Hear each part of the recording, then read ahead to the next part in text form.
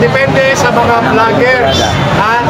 Yung mga ipinalalabas ninyo, yung mga live ninyo, yung mga ina-upload yung video, ito yung mga ina-expect ng ating mga kababayan. Kaya, andito, alam nyo, natatapos ko lang maglinis ng bahay. Kasi masakit yung balakang ko. Pero, hindi natin po pwedeng pabayaan. At hindi natin po pwedeng kalimutan. Ha? Itong mga kababayan natin na nandito. Yun. O sa lahat ng magtatanong, ayan, pwede nang magtanong. Isa-isa lang. Ay, ganun ba? Bakit ko tinakot? Ayaw na panggap eh. Binibigyan ng panggap. Hospital, ayaw eh. Infinity, good evening. Sa Infinity, durugin mga trolls na Infinity ba? Sa announcement ng INC, ano masasabi niyo dito? Alam niyo, ang INC kasi, ganito sila, tinitingnan nila kung ano yung mas makabubuti sa bansa. Yeah. Ngayon, kung sila man, nag-announce na at nagbigay ng, ng direktiba sa kanyang mga lokal na mag-organize ng rally, yan, talagang mayayanig talaga sila eh. Dahil ito na, kung ako man, yung politiko, politikong lokal o politikong nasyonal, parang ito, parang suicide sa aking political career kapag ka ako ay bumangga sa Iglesia ni Cristo. Yun, kaya yung pasya ng tagapangasiwa ng Iglesia ni Cristo ay hindi para sa kanila lang, kundi para sa ikabubuti ng ating bansa. Gusto lang naman nila pagkakaisa eh. Kaya sinuntan ng pamunuan o ng pangangasiwa o tagapamahala ng Iglesia ni Cristo yung sinabi ni Pangulong Bongbong Marcos na hindi nga suportado yung impeachment laban kay Vice President Sara Duterte. Kaya kung ito man si Bongbong Marcos ay nagsisinungaling, ay bahala siya sa buhay niya. Sapagkat yung pasya ng pangangasiwa ng Iglesia ni Cristo na tumindig laban dun sa impeachment at suportahan yung kanyang mga ipinahayag na tutol si Pangulong Bongbong Marcos sa impeachment ay yun. Kaya hindi siya po pwedeng maging bakla doon sa kanyang mga sinabi. Next!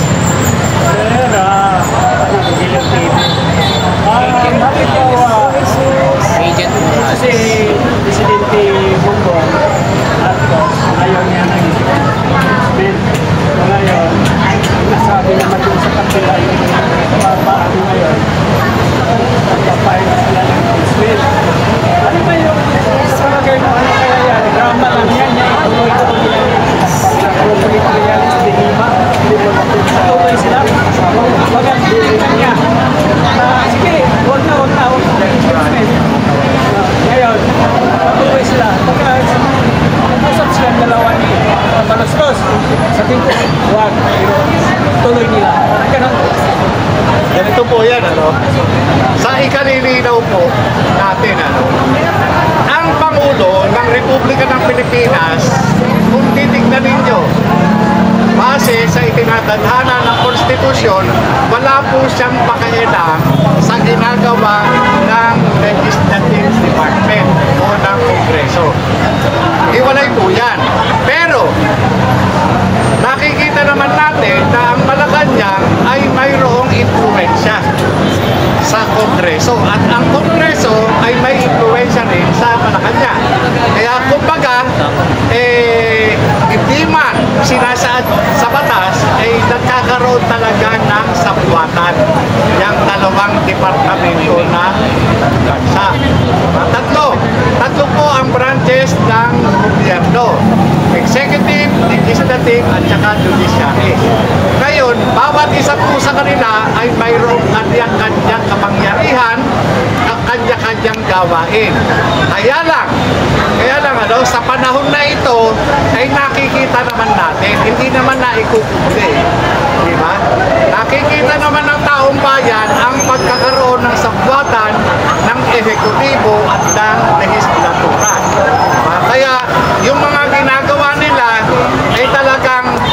makikita base sa kanilang mga ikinikilos at mga ginagawa.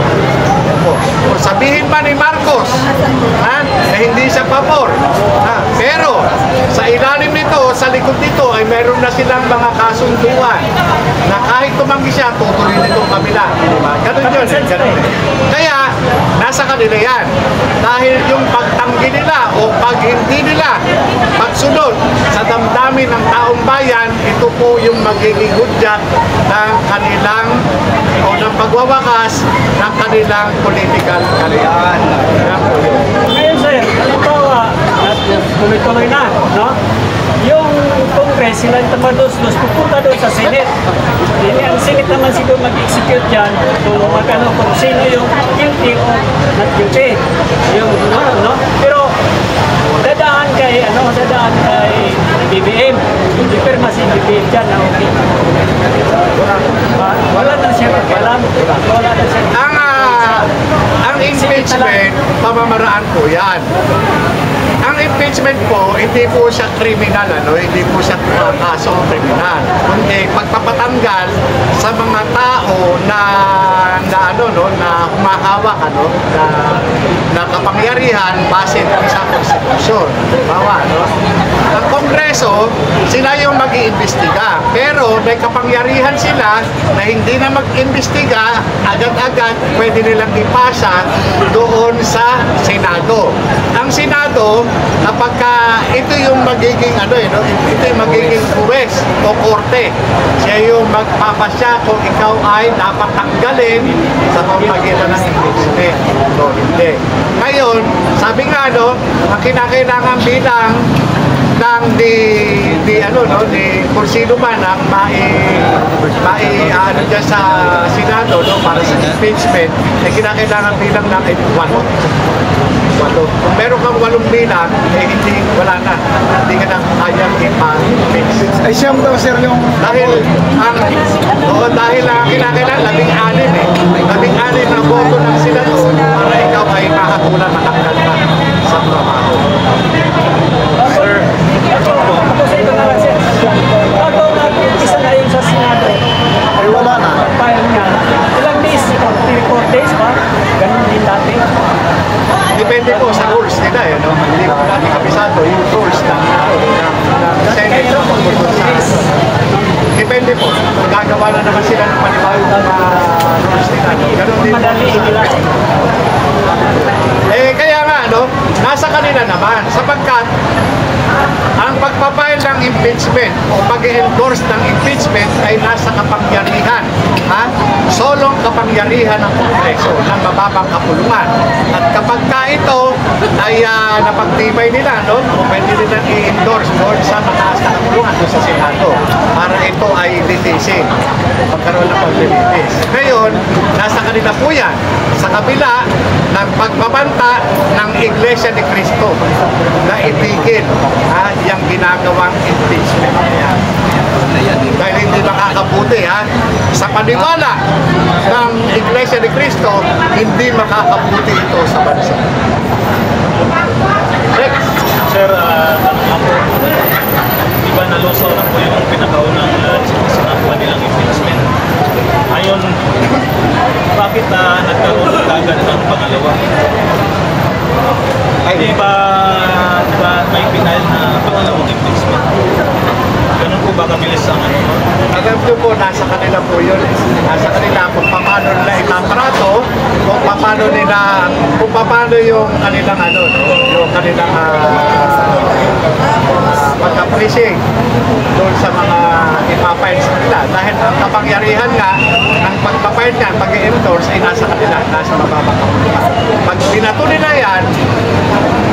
nila yan doon sa Senado, ito yung paglilitis na.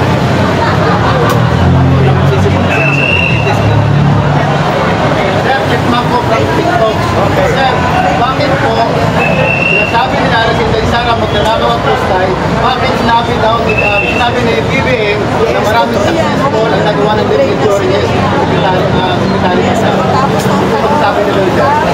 Yun po ano po yan kanya-kanyang accomplishment po yan At yan naman po yung mga ginagawa ni Vice President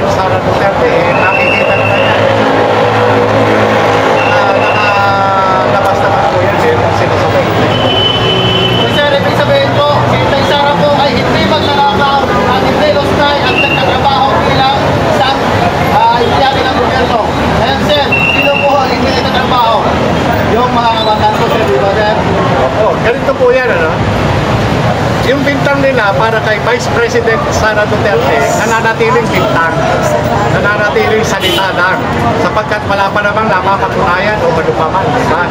Kung meron man silang mga akusasyon labang kay Vice President Sara Duterte, sana i-file nila doon sa proper fora, sa korte. Yes! Sa korte, para magkaalaman. Kasi ginagawa nila, kinakalagkad lamang nila yung pangalan ng Vice Presidente para hiyain sa publiko. Pero yan po hindi na po hindi na po masyadong pinapansin ng publiko sapagkat matalino na po ang taong bayan, hindi po kaya dati.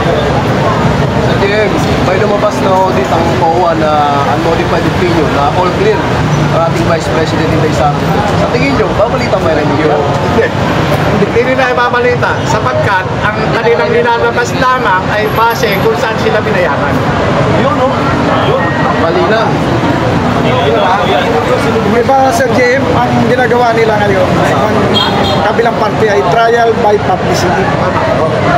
Kumbaga sa yung ginagawa, kaya ginagawa yan ng Quadcom, trial by publicity. Kung ako, bilang dating alagad ng batas, may ebidensya ako sa iyo, papay lang kagad kita ng kaso para madali kitang pusasan. Di ba? Yun lang naman paglampas ka na dun sa prescriptive period na tinatawag, pagka 1836, ito yung light, less grave at saka grave offense. Maglampas ka na ron, papailan na kita ng direct filing para at least magkaroon ng preliminary investigation. Pero pagka in flagrante delicto o yung caught in the act, nahuli kita, i-quest kita. Ganun lang naman Pagka may ebidensya ka laban sa isang tao, file mo para magkaalaman. Ganun lang naman Sir, paano po ba itong pag-issue ng NBI kay Inday Sara? Ano po ba? Wala. Ang subpoena na pinalalabas ng National Bureau of Investigation, kapareho lang yan ng subpoena na pinalalabas namin sa PIDEA, kagaya rin ang subpoena na pinalalabas sa CIDG. Kung ikaw, subject ka ng investigation, binibigyan ka ng pagkakataon para ibigay mo yung sa iyong panig mo. Pwede ka namang sumagot o pwedeng hindi rin. Sapagkat anumang sasabihin mo sa aming mga katanungan o anumang isasagot mo sa aming mga katanungan, maaari naming gamiting pabor o laban sa iyo sa alinmang hukuman sa Pilipinas. Diba? Kaya kung naunawaan mo ang karapatan mo, pwede kang hindi pumunta. Kung pwede ka na humarap lang, halimbawa, sa fiscal, pinatawag ka, kung pwede kang mag-execute magbigay ng counter affidavit mo doon sa mga akusasyon sa iyo, pwede ka rin hindi. Kung pwede sa korte ka na lamang magpaliwanag, magbibigay ka naman ng judicial affidavit. Sir, ngayong araw sir, may mga balita na may masamang nangyari dito kay Speaker Martin Romualdez. Maaari bang ito ay diversionary tactics para hindi mapag-usapan ang mga tunay na problema ng bayan at hindi maibalita ang mga kaganapan dito sa EDSA? Alam nyo, bilang isang tao, huwag na natin silang gayahin. Kung meron man silang masamang isip para sa katulad natin, yung mga ganong pangyayari na sinasabi nagkasakit si ganito o ganyan, panalangin na lang natin na matapos na at mamatay na agad. Ay, biro na.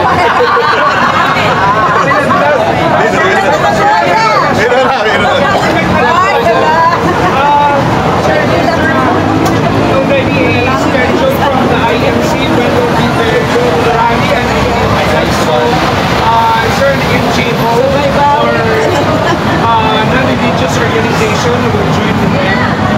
Ay, wala po tayong kasi ang narinig at napanood lamang po natin ay mayroong direktiba ang mga masiba o nakapamahan at pangkalahatan ng Iglesia ni Cristo sa kanyang mga lokal na mag-organize ng rally. Pero wala pong sinabi kung kailan, saan at kung paano. Yun lamang po.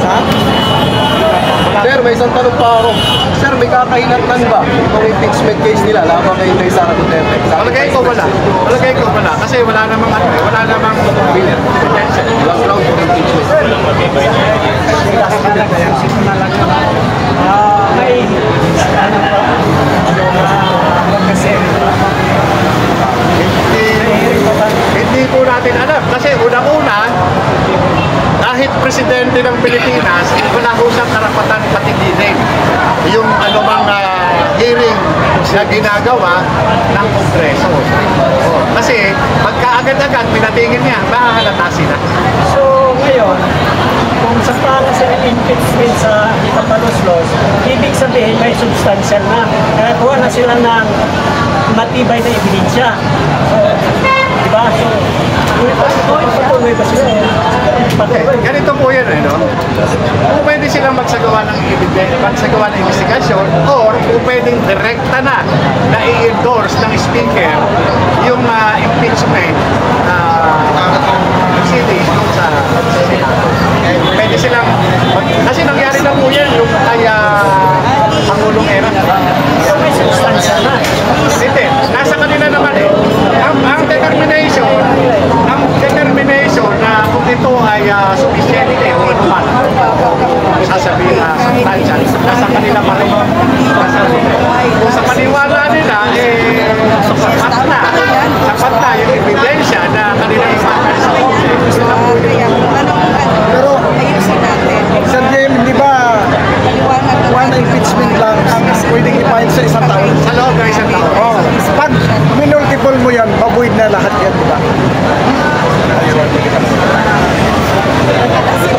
Sir, kailan daw po ulit masusundan yung one time big time natin? Depende sa inyo. Depende sa amin. Pero secret lang muna. Maririnig tayo ng mga pulis. Yun lang. Sir JM, concern for the vloggers po. Anong masasabi niyo doon sa tungkol sa kakasuhan ng mga DDS vloggers, lalo na yung mga nag-content ng Quadco? Di mag-file sila ng kaso. Di ba? Mag-file sila ng kaso. Ganyan lang. At talagang magpang-manifest talaga yung ginagawa nilang diktaturyang pamamahala at pamumuno. File sila. Miami Barbers.